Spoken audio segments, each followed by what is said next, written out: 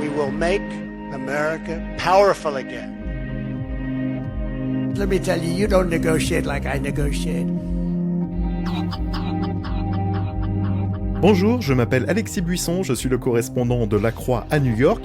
Vous écoutez la 4e saison de C'est ça l'Amérique, le podcast sur les États-Unis de Donald Trump, raconté par ceux qui y vivent. Retrouvez-moi une fois par mois, tout au long de la première année de sa présidence, pour discuter des transformations de la société américaine en compagnie d'observateurs francophones. C'est ça l'Amérique, un podcast proposé par La Croix, le programme Alliance Columbia et le site d'information French Morning. 67%.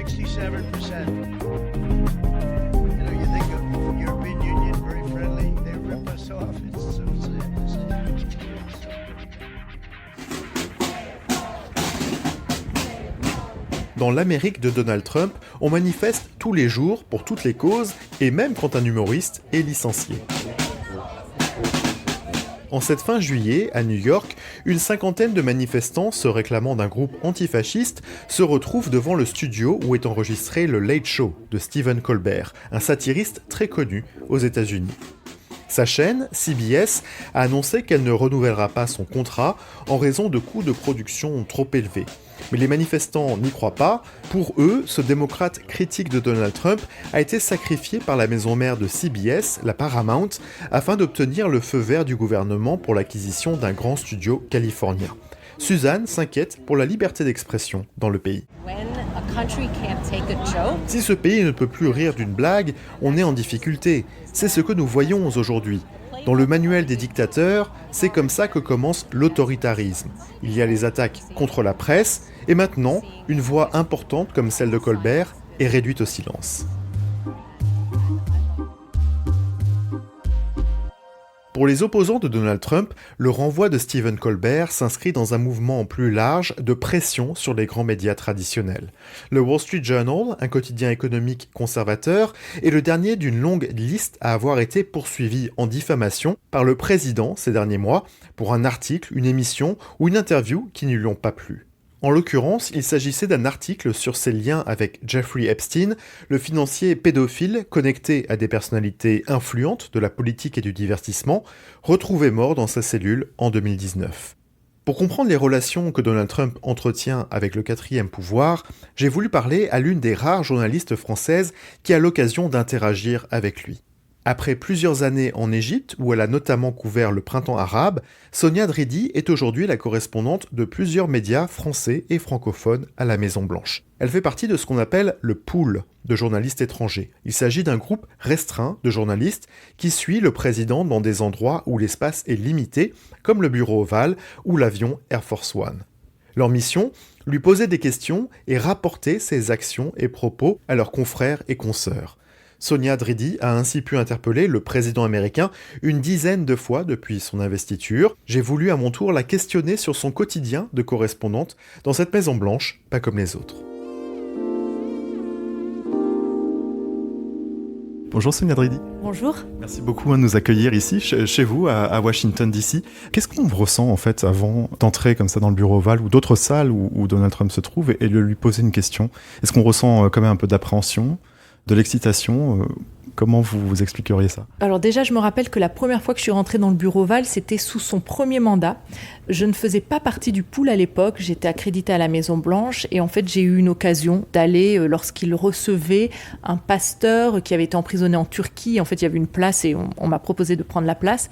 Et alors là c'était quand même vraiment frappant parce que la première fois qu'on rentre dans le bureau ovale, qu'on voit Donald Trump tout près, donc c'est une pièce telle qu'on a vue tellement de fois depuis la France dans les films, dans les séries et c'est vraiment historique et c'est très frappant. Ensuite, depuis son investiture, ce qui m'a vraiment frappée, c'est la première fois que je suis rentrée dans le bureau ovale. Du coup, je crois que ça devait être début février. On n'était qu'une petite dizaine. Et donc, c'est d'être aussi proche physiquement du président et de se rendre compte très vite qu'il prend facilement les questions et qu'on va pouvoir lui poser des questions facilement. Ça, c'était vraiment, je crois que j'ai eu l'occasion de rentrer dans le bureau Oval, 2-3 semaines après son investiture. Et là, en fait, ce qui est très frappant, c'est la proximité physique avec Donald Trump. On est à peine une dizaine de journalistes, en comptant les photographes, les caméramans dans ce bureau Oval, et on est très proche de lui. Et donc, en fait, il faut juste oser prendre la parole, ce qui est quand même intimidant, surtout quand on est un ou une journaliste étrangère. Et là, je lui pose une question sur les tarifs douaniers, notamment une sur le conflit à Gaza et une sur les tarifs douaniers. Et sur les tarifs douaniers, je lui demande s'il va en imposer à l'Union européenne. Donc, c'était vraiment le prémisse de ce qui a suivi de toute la polémique. Et là, il me dit, vous voulez la réponse politique ou la vérité ? Et là, je lui dis, la vérité. Et là, il me répond, absolument, absolument. Et donc, en fait, très vite aussi, je me suis rendu compte qu'avec Donald Trump, on avait l'occasion de vraiment faire les headlines, de faire les gros titres, de créer en fait l'actualité, parce que on se rend compte qu'avec Donald Trump, alors déjà il y a une proximité incroyable, une possibilité de poser des questions qui est quand même, encore une fois, assez sans précédent pour un président américain. Je suis arrivée à la fin du mandat de Barack Obama. Je me rappelle qu'il y a beaucoup de journalistes à l'époque déjà qui, comme sous l'administration Biden, en fait, se plaignaient que le bureau presse contrôlait vraiment leur sortie, il y avait peu d'accès. Évidemment, sous Joe Biden, c'était très compliqué. Il était complètement... ses apparitions étaient très contrôlées et très suivies. On avait beaucoup moins d'occasions. Et là, c'est vrai que malgré sa détestation de la presse, il nous donne un accès assez incroyable. Vous pointez là quelque chose de très intéressant. Hein. Quand on parle de Donald Trump, effectivement, c'est quelqu'un qui fustige les médias, qui passe son temps à parler de fake news à l'encontre des médias qu'il n'aime pas. Mais en même temps, c'est quelqu'un qui adore les projecteurs, qui adore être filmé, qui adore faire des déclarations aux journalistes. Complètement. En fait, c'est toute la contradiction de Donald Trump, et il en a plein, mais c'est qu'il adore détester la presse. Moi, je me suis jamais trop inquiétée avec toutes les inquiétudes qu'on a eues au départ avec son arrivée à la Maison-Blanche, que de grands médias puissent être vraiment interdits à la Maison-Blanche, parce qu'il a il a envie d'être sur CNN, sur le New York Times, même si évidemment il y a beaucoup de challenges, de défis, parce qu'il a notamment, son bureau presse a notamment interdit Associated Press pendant un moment d'accès à certains événements, et notamment au bureau Oval. Mais pareil pour les journalistes étrangers, je me suis jamais... Alors, encore une fois, beaucoup de choses évoluent avec Donald Trump, mais il a besoin, nous, en tout cas, souvent il prend nos questions, il identifie quand même quand on est journaliste étranger, là, au bout d'un certain temps, je pense qu'il commence à nous reconnaître un peu, et en fait, ça lui permet de s'adresser au reste du monde, donc il est content aussi d'avoir des journalistes étrangers dans la salle. Donc, malgré vraiment le défi que son arrivée représente pour la liberté de la presse, parce qu'évidemment, son administration représente un danger pour la liberté de la presse. Ils contrôlent beaucoup plus ce qu'on dit. Ils sont aussi beaucoup plus à même de faire interdire un média ou un journaliste si ils disent ou ils rapportent quelque chose qui ne leur plaît pas. Donc, c'est un danger réel, cette administration, pour la liberté de la presse. Mais en même temps, pour l'instant, on a encore un accès vraiment assez exceptionnel.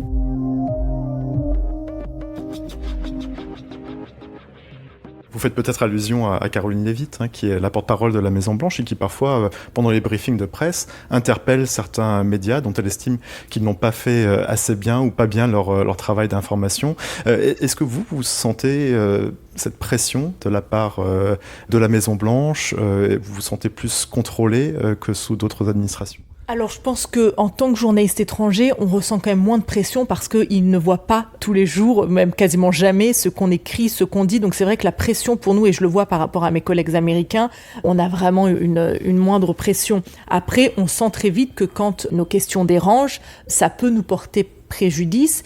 Et au contraire, ce qui est assez intéressant, c'est qu'il y a quelques journalistes étrangers que, comme les journalistes influenceurs américains qui ont débarqué récemment à la Maison-Blanche, certains ne correspondent pas, selon moi, à la définition de journaliste. C'est plus des activistes c'est des profils assez étonnants parfois. Et certains se mettent en avant face à cette administration, vont même leur parler un peu en coulisses pour dire à quel point cette administration fait des choses bien. Ils ne tarissent pas d'éloges sur telle ou telle personne du bureau presse. Ils posent des questions extrêmement complaisantes. Et on a vu avec cette administration l'arrivée de ces journalistes étrangers. Il y a même eu, alors ça c'est vraiment les coulisses, mais une tension en ce moment entre le pool officiel des journalistes étrangers de la Maison-Blanche, et ces journalistes qui, parce qu'ils tissent une relation privilégiée avec cette administration, mais parce que, encore une fois, en fait, ils chantent les louanges de l'administration, ils arrivent aussi à avoir de l'accès, pas par la voie traditionnelle.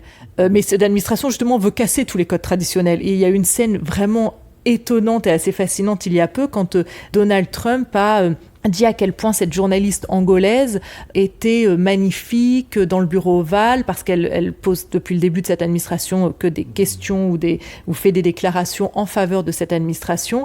Et c'est vrai que c'était une scène étonnante où il a mis en avant cette journaliste en disant que la porte-parole de la Maison-Blanche l'a trouvée très belle, et à la fin je crois qu'il lui a remis une médaille à un moment dans le bureau ovale. Donc on assiste à des séquences complètement hallucinantes. Ce qui me rassure, c'est que je vois que les journalistes américains notamment continuent de faire leur travail, n'ont pas peur de poser des questions qui fâchent. Enfin, heureusement, c'est le job. Mais comme il y a un tel climat de tension et cette administration peut être extrêmement violente et désagréable à l'égard des journalistes, par contre, je pense qu'on est plus attentif à comment poser la question pour que ce soit pas trop agressif, enfin pas perçu comme agressif, et aussi surtout pour obtenir une réponse, parce que si elle le considère, c'est très facile de dire votre question est un statement, en fait c'est une déclaration. D'ailleurs l'administration Biden le faisait aussi. Mais donc du coup, je pense qu'on est beaucoup plus nombreux à vraiment réfléchir à comment poser la question pour obtenir une réponse et ne pas être banni de cette salle de presse non plus.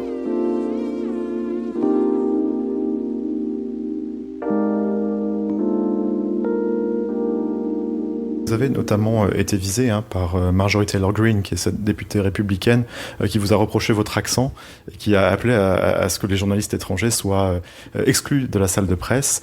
Est-ce que ça aussi, c'est dans un coin de votre tête quand vous posez une question? Est-ce que ce genre d'intimidation, on peut l'appeler peut-être comme ça joue aussi un rôle quand on fait ce travail-là de couverture à la Maison-Blanche? Alors, de mon côté, pas tellement, parce que, comme vous dites, c'est vraiment une intimidation et je me laisse pas intimider facilement, et surtout, j'ai trouvé la scène complètement absurde et assez ridicule, c'est-à-dire que ma question, je considère qu'elle était légitime, et alors oui, l'accent, ça peut être, ça n'a jamais posé problème jusqu'à présent, justement, peut-être on pouvait jouer avec les précédentes administrations sur le fait qu'on était un journaliste étranger, une journaliste étrangère, pour paraître un peu plus inoffensif, et donc du coup pouvoir avoir parfois un meilleur accès et pouvoir poser des questions. Et dans mon précédent poste en Égypte aussi, je trouvais que d'être journaliste étranger, ça pouvait permettre de jouer en passant un peu plus inoffensive, alors que voilà, on va poser les mêmes questions qui fâchent. Et en fait, ce qui est assez évident, c'est qu'elle n'a pas apprécié ma question, qui était adressée à la porte-parole de la Maison-Blanche, qui a d'ailleurs compris toute ma question puisqu'elle a répondu du tac au tac.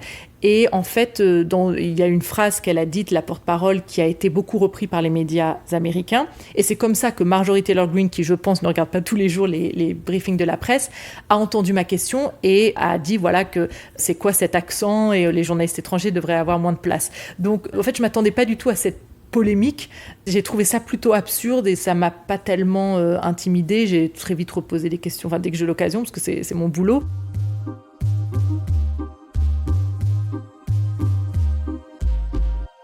Avant d'aller plus loin, faisons un gros plan sur l'un des changements introduits par le gouvernement Trump. En janvier dernier, la Maison-Blanche a décidé qu'elle élargirait le profil des personnes autorisées dans la salle de presse en incluant des représentants de ce qu'elle appelle les nouveaux médias, à savoir les podcasteurs, les influenceurs ou des sites d'information émergents. Elle a aussi décidé qu'elle choisirait désormais la composition du pool, le groupe de journalistes qui suit le président, une tâche qui incombait jusqu'alors à l'association des correspondants de la Maison-Blanche. Cette modification a permis de faire entrer des personnalités médiatiques ouvertement partisanes et favorables à Donald Trump, à l'image d'un certain Brian Glenn, présentateur sur une web télé de droite et visage du mouvement MAGA. Il en sera question avec Sonia Andretti. Comment est-ce que ce changement dans la composition du pool a changé finalement l'atmosphère à la Maison-Blanche parmi les journalistes qui couvrent la présidence? Oui, il y a vraiment un changement d'atmosphère. Déjà, lors du premier mandat de Donald Trump, je disais souvent que la salle de presse était un peu la cour des miracles, parce que dès que Donald Trump est arrivé à la Maison-Blanche, il y avait moins de contrôle sur qui pouvait avoir accès à cette salle de presse. Donc déjà, à l'époque, il y avait un petit peu de personnes que je ne considère pas comme des journalistes ou qui étaient des influenceurs. On ne savait pas trop ce qu'ils faisaient là. Et là, c'est un changement total de paysage dans cette salle de presse. Je dirais peut-être pas que la moitié. Il faudrait que je revoie un petit peu. Ce serait intéressant d'ailleurs de savoir combien de journalistes désormais font partie des journalistes dits amis de cette administration. Mais ce qui est vraiment frappant, c'est que depuis le premier point presse, il y a des questions extrêmement complaisantes qui sont vraiment là pour servir la soupe à cette administration, pour mettre en valeur ce qu'elle fait. D'ailleurs, c'était le petit copain, c'est un peu Dallas dans cette administration, mais c'était le petit copain de Marjorie Taylor Greene, Brian Glenn, voilà, qui représente Real America's Voice, la vraie voix de l'Amérique, et qui avait dit à la porte-parole déjà qu'elle look amazing, qu'elle était magnifique, merci de tenir ce point presse. Et je ne me rappelle plus exactement quelle était sa question, mais c'est du type Donald Trump veut faire la paix dans le monde, à quel point il va pouvoir très vite ramener la paix dans le monde, on le sait, il est formidable. Enfin, c'était ça. Et je me rappelle ce premier point presse, on se regardait avec quelques collègues et on était à la fois, on levait les yeux au ciel, on se retenait de rigoler. Enfin, c'était le premier. Depuis, c'est beaucoup moins drôle, c'est-à-dire qu'à chaque point presse, il y a donc déjà un siège qui est attribué aux nouveaux médias. Et peut-être il y a une partie de vérité, c'est-à-dire qu'elle dit que de plus en plus, les Américains s'informent avec ces nouveaux médias, influenceurs, podcasteurs, etc. Sauf que pratiquement tous ceux qui choisissent sur le siège de nouveaux médias, il y a quand même Axios qui est un très bon média. Donc, il y a quelques exceptions, mais sinon, ce sont vraiment des médias ultra-conservateurs, ultra-proches de l'administration.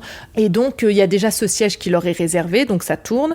Et puis, en plus, en fait, là, il y a beaucoup plus de personnalités des réseaux sociaux ou de YouTube qui ont accès à cette salle de presse et encore une fois, qui posent des questions ou qui ne correspondent pas à l'éthique qu'on a du journalisme, nous autres, j'ai envie de dire. Je me souviens notamment d'une question / remarque de Brian Glenn lors de la fameuse rencontre entre le président Zelensky ukrainien et Donald Trump qui a tourné au vinaigre. Et Brian Glenn demande à Volodymyr Zelensky pourquoi est-ce que vous ne mettez pas une veste. Et ça, c'est quelque chose qui revient très souvent dans l'écosystème médiatique à droite. C'est pourquoi le président ukrainien ne s'habille pas mieux quand il rencontre Donald Trump ou d'autres dirigeants. Oui, alors ça c'est frappant parce que par contre quand il y a des catcheurs qui sont reçus dans le bureau ovale, ils peuvent s'habiller comme ils veulent. Donc oui, cette remarque c'était encore une fois tellement surréaliste, absurde. Et là encore, Brian Glenn, qui n'est pas un journaliste selon ma définition du journalisme, est vraiment là pour mettre en valeur les arguments de cette administration, pour finalement répéter le narratif de l'ultra-droite ou de la droite ultra-conservatrice, très conservatrice. Et d'ailleurs, Donald Trump le sait parce qu'il l'appelle souvent Brian quand il veut une question amie. D'ailleurs, il y a quelques jours, il a fait une conférence de presse sur les déploiements de la garde nationale à Washington. Il n'a pas pris beaucoup de questions. D'habitude, il en prend beaucoup et il faut dire qu'il prend vraiment au fond de l'asse à la gauche, à droite. C'est ça qui est quand même intéressant pour les journalistes, mais il n'en a pas pris beaucoup, il a pris une ou deux questions de Brian parce qu'il sait qu'avec lui, il aura une question facile, une question qui va dans son sens. Donc ça change la donne parce que c'est assez décourageant, je pense, pour beaucoup de journalistes. Enfin, ça représente une perte de temps aussi. Il y a beaucoup de journalistes américains en plus qui vraiment tiennent beaucoup à leur travail, dire à quel point c'est important d'essayer de poser des questions qui servent, qui intéressent la population américaine parce qu'on est là pour être la voix du peuple. Donc il y a vraiment traditionnellement ces journalistes américains qui sont correspondants à la Maison-Blanche et donc qui, contrairement à nous, les journalistes étrangers ne couvrent que ça, c'est vraiment des moments très importants. Et donc voir qu'il y a du temps perdu, des questions perdues pour mettre en avant l'agenda du président et ne jamais le défier ce qu'il fait, c'est très frustrant. En même temps, ce qui est assez étonnant, en tout cas peut-être d'un point de vue de journalistes étrangères, c'est qu'on sent aussi, notamment l'association des correspondants de la Maison-Blanche, qu'ils ont compris que ça ne servait à rien d'aller trop à l'affront, de trop pousser parce que cette administration était décidée à laisser la place à ces nouveaux médias, médias qui sont très proches du mouvement MAGA, du mouvement de Donald Trump. Et donc, on sent qu'il y a une volonté qui est, je pense, nécessaire de dialoguer avec cette administration pour garder un contact. Je le vois notamment avec cette nouvelle présidente de l'Association des correspondants de la Maison-Blanche. Mais parfois aussi, je trouve une sorte de défaitisme parce que maintenant, c'est comme ça et en fait, on s'adapte tous à cette nouvelle réalité. Est-ce que la Maison-Blanche a tout de même raison de vouloir élargir le profil des personnalités médiatiques, on va dire, qui ont accès, qui peuvent poser des questions au porte-parole ou au président, élargir la composition du pool à des podcasteurs, des influenceurs, qui représentent aujourd'hui la forme de médias qui a le vent en poupe, ici aux États-Unis et même dans d'autres pays? Alors, je ne considère pas que les influenceurs devraient faire partie d'une salle de presse. Ils peuvent organiser des événements, comme ils l'ont d'ailleurs fait, pour que ces influenceurs leur posent des questions. Les podcasteurs, c'est différent et je pense que ce serait une bonne chose, mais si les podcasteurs n'étaient pas seulement des podcasteurs proches du mouvement MAGA. Parce que oui, faire des podcasts, beaucoup de journalistes font des podcasts, mais le problème, c'est que dans ces nouveaux médias, une grande majorité, vraiment la très grande majorité, sont des médias proche du mouvement MAGA. Donc c'est ça qui pose problème. Et je veux quand même revenir sur le fait qu'avant l'arrivée de cette administration, les journalistes qui couvraient la Maison-Blanche étaient très divers. C'est-à-dire qu'il y a quand même Fox News, qui est un média conservateur, qui a été longtemps proche de Donald Trump, qui l'est aussi parfois, même s'il y a eu des tensions ces dernières années en fonction des émissions et des présentateurs. Depuis longtemps, il y a aussi Newsmax, qui est un média très conservateur. Donc il y avait une diversité. Le problème là, à mon sens, c'est qu'on accepte des gens qui ne sont pas des journalistes, qui sont des activistes. Donc, je ne pense pas que ce soit la place d'activistes, qu'ils soient de droite ou de gauche, d'être dans cette salle de presse.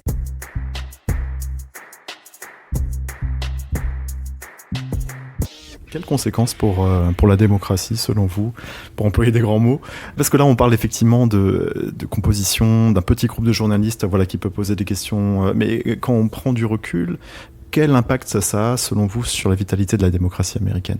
Je pense que ça a des conséquences très importantes parce que quand on entend Donald Trump tous les jours réagir, il réagit aux questions des journalistes. Ok, parfois il fait des petits discours, mais en fait, on l'entend en réaction à des questions. Donc en fait, par exemple, si personne lui pose des questions sur ce qu'il se passe à Gaza ou sur pourquoi être prêt à accepter un échange de territoire entre l'Ukraine et la Russie pour pouvoir conclure au plus vite un accord de paix avec Vladimir Poutine, si ces questions ne sont pas posées, eh bien, il ne va pas rendre des comptes. Et aussi, en posant ces questions, les présidents sont mis devant ce qui intéresse, trouble l'opinion publique. Parce que maintenant aussi, la nouveauté, c'est que dans la rotation du pool, la conséquence de tous ces changements, c'est ils ont fait plus de place aux nouveaux médias. Donc les médias traditionnels, les agences traditionnelles comme l'AFP, Reuters, Associated Press, qui sont des médias purs et durs, c'est-à-dire que c'est pas comme certains médias qu'on pourrait dire plutôt de droite, de gauche.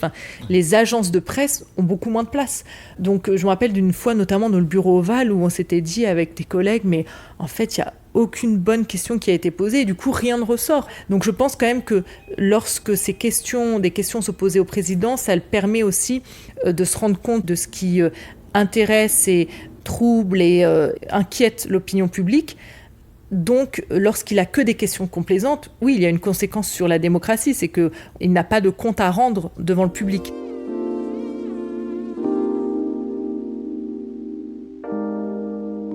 Ce que vous voyez de la présidence Trump, est-ce que ça vous rappelle les années que vous avez passées en Égypte? À partir de 2010, vous avez couvert le printemps arabe. Et dans ce que vous voyez aujourd'hui à la Maison-Blanche, dans le rapport de Donald Trump avec la presse, est-ce que ça vous évoque des régimes que vous avez connus au Proche-Orient? Oui, c'est ça qui est très troublant, c'est que déjà dès son premier mandat, dès sa première campagne présidentielle, je débarquais en 2015 d'Égypte et très vite j'ai pu voir des réflexes qui me rappelaient ceux d'un régime autoritaire. Déjà sa détestation de la presse, ses critiques de la presse, et puis aujourd'hui, quand on voit que cette administration arrête des étudiants parce qu'ils ont manifesté, évidemment, ça me rappelle l'Égypte, c'était ça, des étudiants qui finissaient en prison, qui étaient arrêtés parce qu'ils ont manifesté leur opposition au pouvoir, et là, c'est parce qu'ils manifestent sur des sujets avec lesquels cette administration n'est pas d'accord. Donc tout ça, c'est très troublant, et puis le fait de voir que ce président peut dire qui a le droit ou pas à la parole, ça, c'est un réflexe de leader autoritaire, et puis aussi, dès les premières conférences de presse, j'avais l'impression parfois de me retrouver dans une salle de presse en Égypte avec des médias de propagande. C'est en Égypte que j'ai découvert vraiment de très près ces médias de propagande, la télé d'État, les médias d'État. Et là, j'ai l'impression d'être avec des médias d'État. Comment finalement couvrir cette présidence à ce moment-ci de l'histoire a changé votre manière de faire ce métier ? Alors déjà, avec cette administration, je suis beaucoup plus à la Maison-Blanche encore qu'avant, parce qu'en fait, il se passe des choses tous les jours. Et c'est quand même des choses, quand on couvre Washington et ce pays, c'est mieux d'être là pour ressentir ce qui se passe dans la salle, quand on peut, même dans la salle de presse. Finalement, maintenant, cette administration vraiment dicte au jour le jour le rythme de l'actualité et du monde.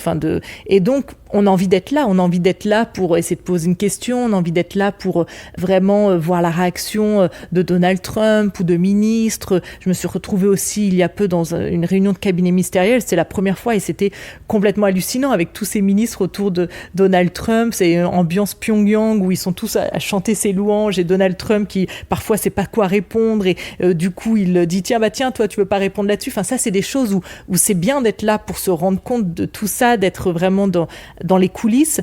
Et c'est vrai que là, ça me rappelle l'Égypte aussi dans le sens où on se sent encore plus utile en tant que journaliste qu'à l'époque de Joe Biden, dans le sens où vraiment, là, il y a des choses vraiment à mettre en lumière, à rapporter. Et je pense notamment aux journalistes américains qui ont encore plus de place que nous à la Maison-Blanche et de rôle à jouer aussi pour leur pays, c'est de pouvoir défier le président américain, de pouvoir le mettre face à ses contradictions. Donc je pense que oui, les journalistes aux États-Unis aujourd'hui ont une mission encore plus importante qu'il y a quelques années parce que il y a vraiment un risque pour la démocratie.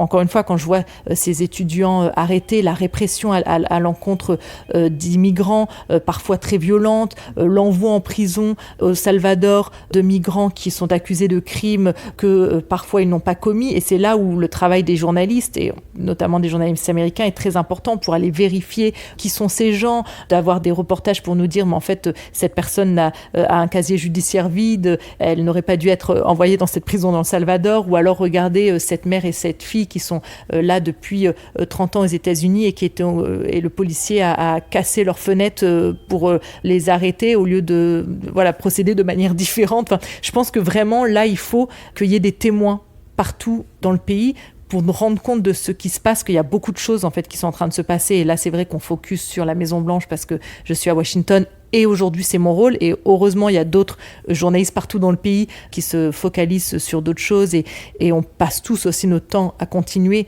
de voyager, de parler aux Américains. Mais donc, il y a tellement de choses qui se passent dans le pays, pareil au niveau judiciaire, que vraiment, il faut des journalistes à tous les niveaux, au niveau local, à la Maison-Blanche, mais dans chaque État, pour vraiment essayer de rendre compte de ce qui se passe et des dangers auxquels fait face, je pense, la démocratie américaine. Merci Sonia Drisy. Merci. We will make America powerful again. Let me tell you, you don't negotiate like I negotiate. Le tableau du journalisme américain n'est guère réjouissant. La confiance dans les médias de masse a atteint en 2024 son plus bas niveau en 50 ans, d'après un sondage de l'Institut Pew. Une tendance qui s'explique par l'augmentation des républicains qui disent n'avoir aucune confiance dans les grands organes de presse. Dans le même temps, le nombre de journalistes continue de s'éroder. D'après un rapport de l'association Rebuild Local News et de la plateforme Muckrack, sorti en juillet, un tiers des comtés américains n'a plus de journalistes locaux à plein temps. Le quatrième pouvoir s'affaiblit au moment où l'on a le plus besoin de lui.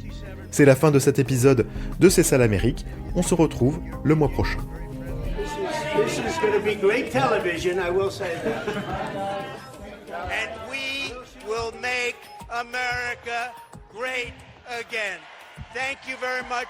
God bless you all. Thank you.